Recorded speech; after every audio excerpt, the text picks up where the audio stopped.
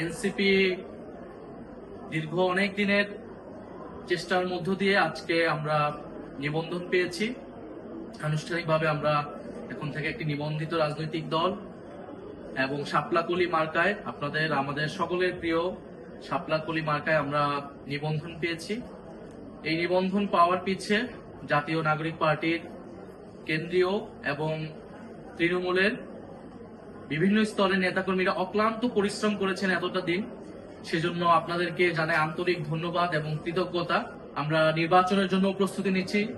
শাপলাকলি মার্কায় ইনশাআল্লাহ আমরা ৩০০ আসনে আমরা প্রার্থী দিব এবং জাতীয় নাগরিক পার্টি আপনার আমার সকলের দল। ফলে যারা নতুন করে রাজনীতি করতে চান, এই বাংলাদেশটাকে নতুন ভাবে করতে চান, তারা আমাদের সাথে যোগাযোগ করুন।